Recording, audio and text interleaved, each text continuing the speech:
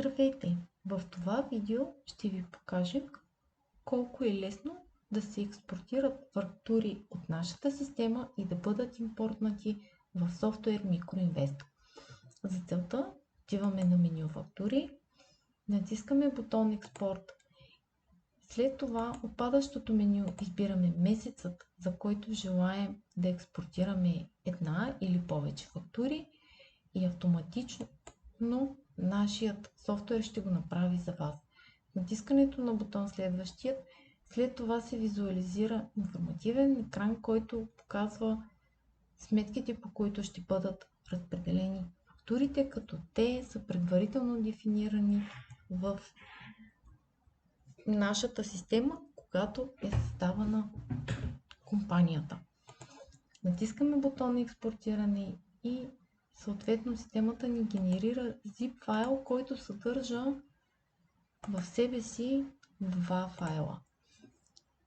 Когато го разархивираме, чрез натискане на бутон разархивиране, след това ще видим в папката един екселски файл и съответно XML файла. Екселският файл ни дава възможност да импортнем предварително партньорите в MicroInvest.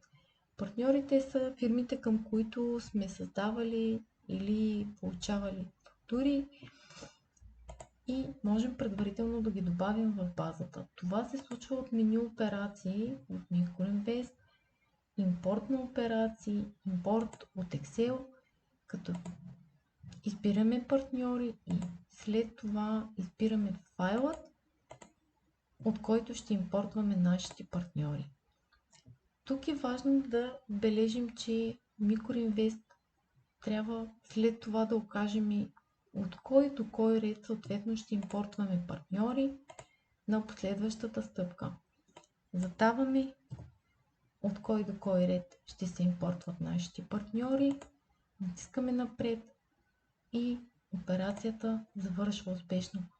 Как можем да го проверим? Когато отидем на меню партньори, съответно ще потърсим нашия партньор и той вече присъства в базата. След това отиваме на импорт на операции и избираме импорт от XML файл. След това отиваме отново в нашата папка и избираме XML файла, от който да бъдат импортнати фактури.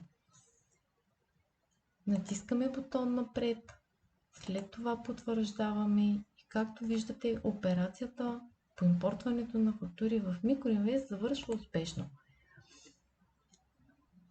Това можем все пак и да го проверим, като отворим нашите справки, ще изберем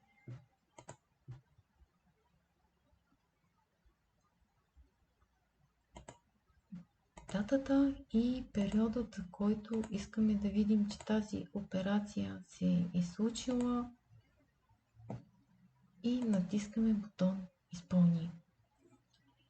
Както виждате,